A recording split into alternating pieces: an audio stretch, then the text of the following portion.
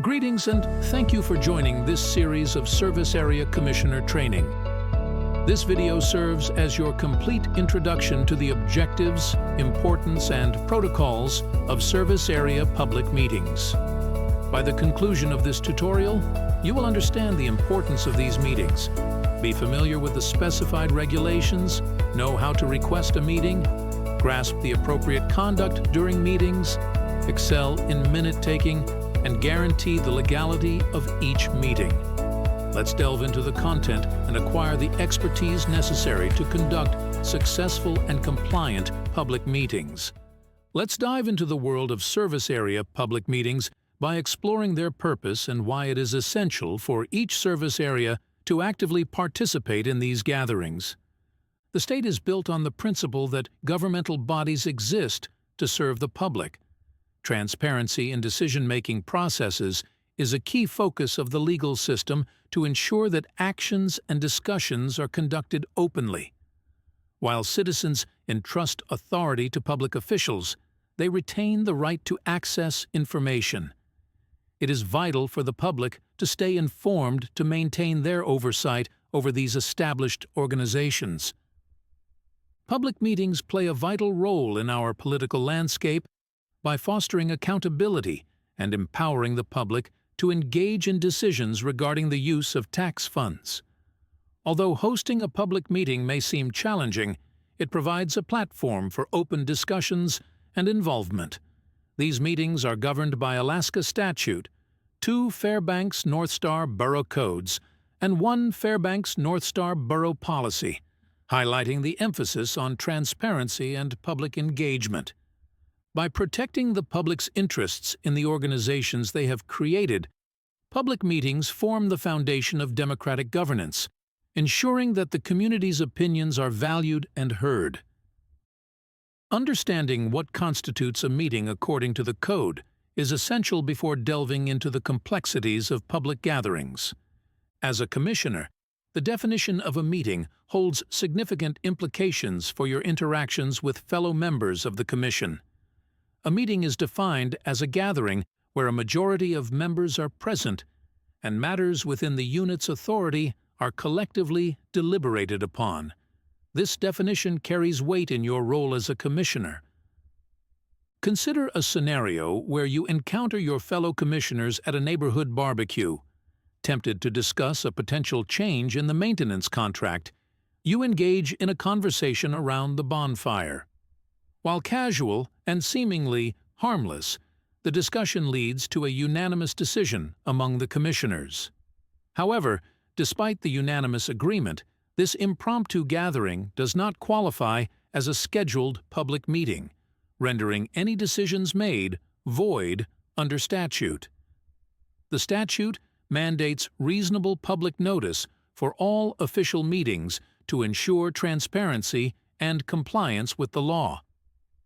It is essential to remain alert to situations that could potentially lead to unauthorized gatherings, like poker nights, children's birthday parties, church events, private get-togethers, or community center activities.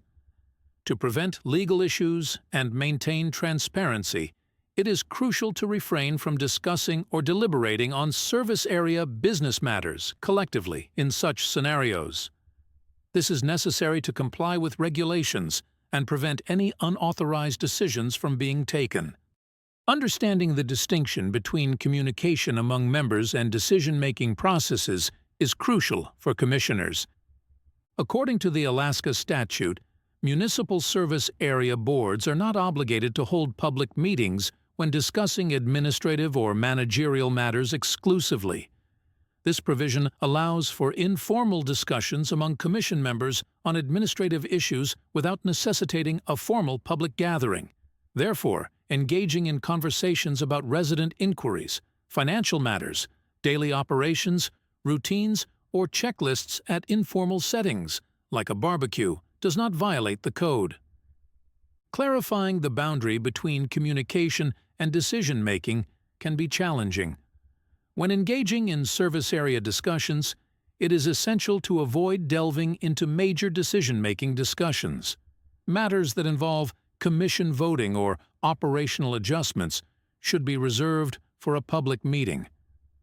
This exemption ensures that routine administrative tasks can be addressed efficiently and collaboratively among Commission members without the need for a public meeting, fostering effective communication and operation within the service area.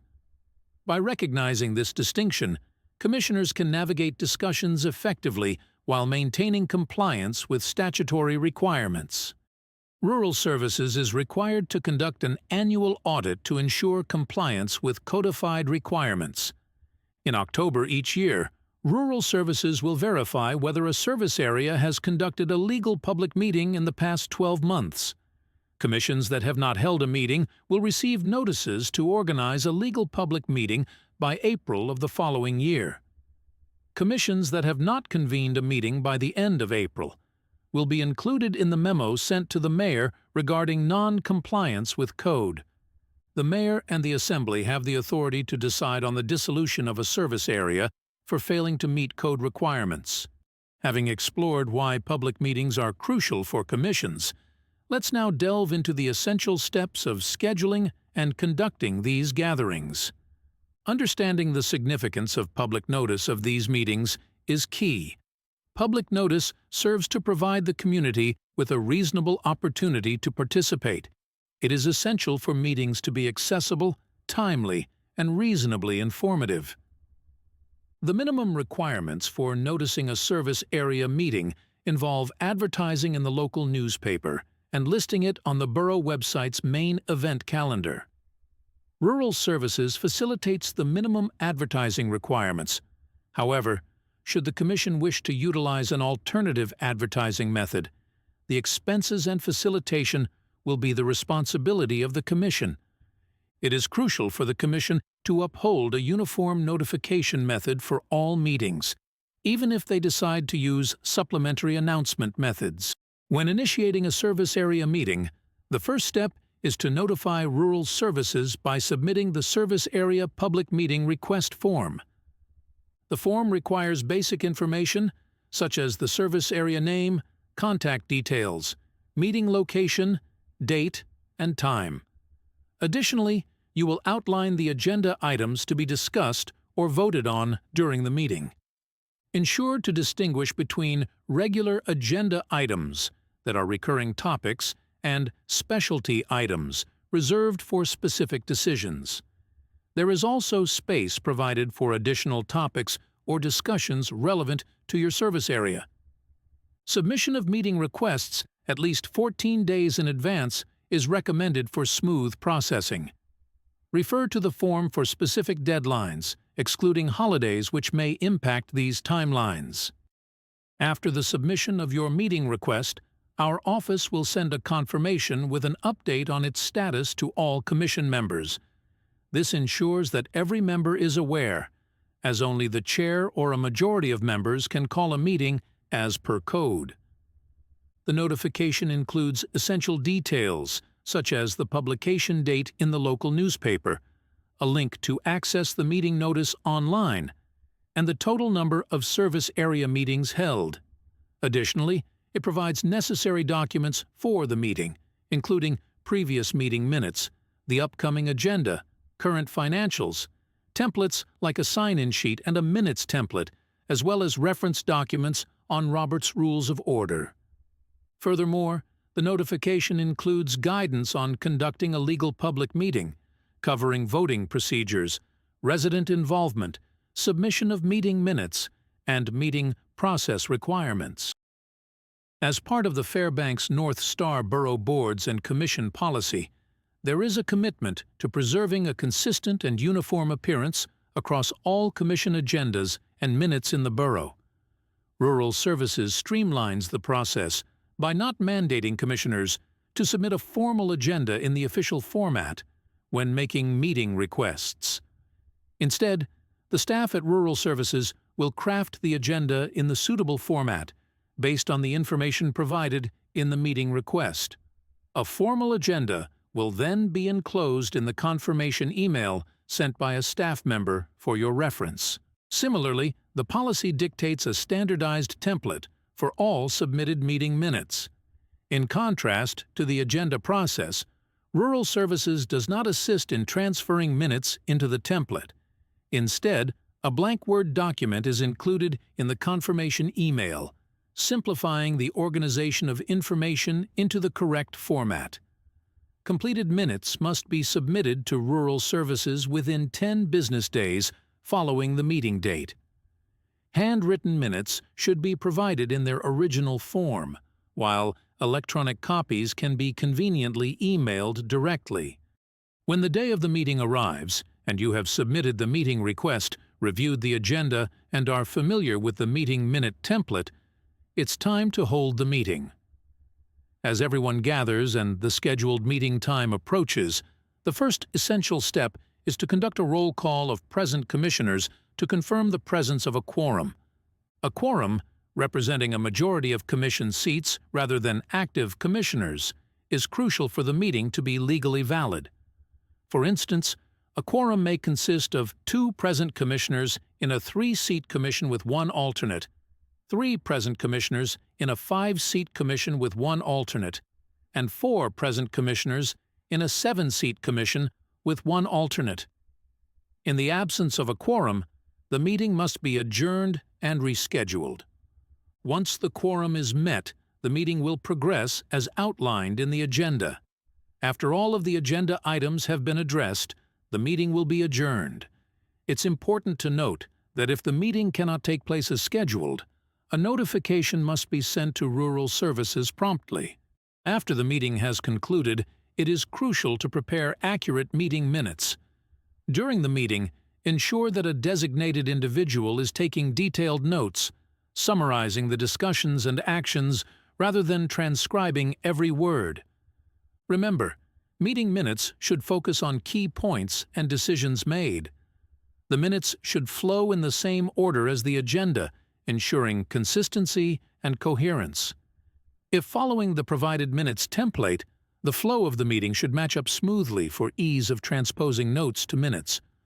Exclude any off-topic discussions, such as those the Commission does not have the authority to address. If necessary, use a point of order to maintain proper meeting procedures following Robert's Rules of Order. Additionally, it's essential to clearly document each commissioner's vote in the minutes to ensure transparency in decision-making processes. For those unfamiliar with Robert's Rules of Order, Rural Services provides a helpful reference document on meeting conduct with each confirmation notice. By following these guidelines, the Commission can produce concise and accurate meeting minutes that reflect the meeting's discussions and outcomes effectively, aligning with the agenda for seamless note-taking and record-keeping. Service area meetings are organized to ensure the public is well-informed and engaged in matters concerning the service area. These public meetings aim to offer residents a fair opportunity to attend and stay updated on relevant service area issues. It is important to note that while these meetings are open to the public, residents do not possess the authority to vote on service area business or propose motions. While resident voting and approvals are not binding, do not officially count, and are not mandatory, they serve as a means to gauge public sentiment and should be documented as a collective decision, whether favorable or unfavorable. It is crucial to remember that as a commissioner, you represent the best interests of your neighborhood. Therefore, it is essential to consider all resident input seriously when carrying out your duties as a commissioner. By valuing and incorporating resident feedback, you can effectively fulfill your role in serving the community. While recording minutes is essential during a service area public meeting, understanding the proper formatting for your public meeting is crucial. The Robert's Rules of Order are not merely suggestions. They should form the foundation of all service area meetings. These rules are in place to ensure that everyone has the chance to speak without interruption and to establish a framework for well-organized meetings. Each meeting should follow a structured format, overseen by the Commission Chair. Whenever feasible, it is recommended to use standard wording when conducting the meeting. Adhering to these guidelines consistently in every meeting helps safeguard everyone's right to speak and sets clear boundaries when necessary. Included with the confirmation email is the Service Area Public Meetings and Minutes Checklist. This document is a valuable reference tool for individuals new to meetings or unsure about the process requirements. Organized in chronological order, it also features a checklist outlining essential components to include in the meeting minutes. By utilizing this resource, you can ensure that all necessary elements are accurately captured during the meeting. Meeting minutes serve as the official record of any legal public meeting. It is mandatory for commissions to document their meeting minutes, which are then submitted to Rural Services. These minutes are further forwarded to the clerk's office, the designated record keepers for all commission meetings in the borough. It is crucial to note that failure to submit meeting minutes from a scheduled meeting can result in the meeting being deemed void. Rural Services periodically sends meeting reminders to all commissions at key intervals throughout the year. These reminders are typically scheduled during specific events to ensure timely and effective governance. You can expect to receive reminders during the first and third quarters to align with budget planning and contract renewals, as well as tax cap election and project requests. Reminders are also sent whenever a commission is required to vote on a chairperson and during the annual audit of meetings. These reminders play a crucial role in maintaining the efficiency and transparency of commission operations. Thank you for watching this educational video. We hope that the information provided has equipped you with the knowledge needed to conduct successful meetings in the future. By following the guidelines outlined in this video, you can ensure that your meetings are efficient, productive, and in compliance with the necessary requirements. Remember, proper preparation and adherence to meeting protocols are key to achieving successful outcomes. If you have any questions or need assistance, the Rural Services staff is always available to help when scheduling meetings. Best of luck in your future meetings, and don't hesitate to reach out to the Rural Services staff for any support you may need.